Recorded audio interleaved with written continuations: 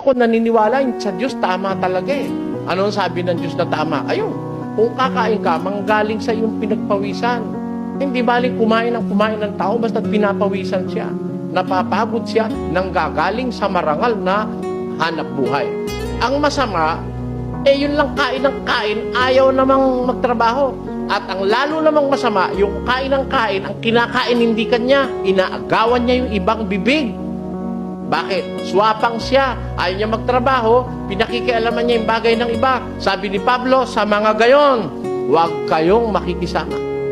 Tanyo, kaya yung Kristyanismo, yan ang pinaka-popular na religion daw sa mundo. Pero yan ang pinaka-least understood religion in the world. Yan ang pinaka-hindi naiintindihan. Actually, the best religion and the only true religion in this world is Christianity. But it is the one religion that is not fully understood by men.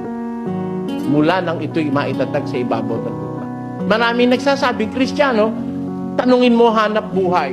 Tanungin mo ang paraan ng pamumuhay. Hindi sila talaga Kristiyano.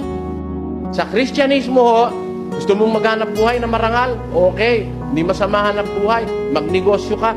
Okay din. Kaya lang, ang sabi sa Biblia, kakain ka, sarili mong tinapay. Yun talagang sa'yo. Hindi mo inagaw kahit kanino. Ha?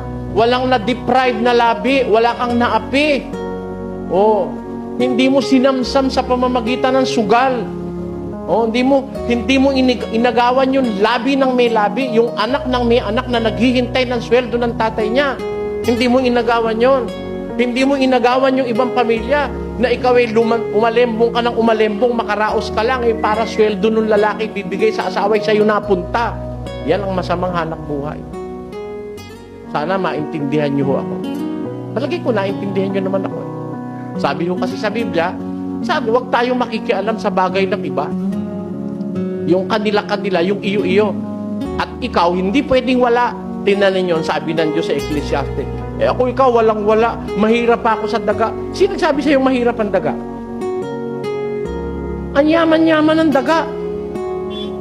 Sino nagsabi sa inyong, saan kayo nakakita ng mahirap na daga? Wala pa o kung nakikita ang dagang namatay ng gutom. Tatanda. Ang dagang namamatay, binaril, nilason, at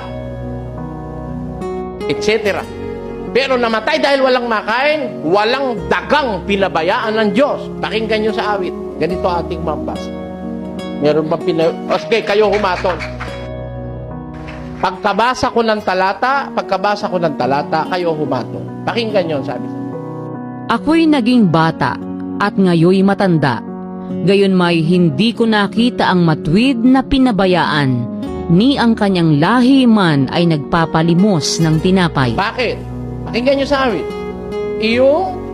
Iyong binubuksan ang iyong kamay, at sinasapatan mo ang nasa ng bawat bagay na may buhay.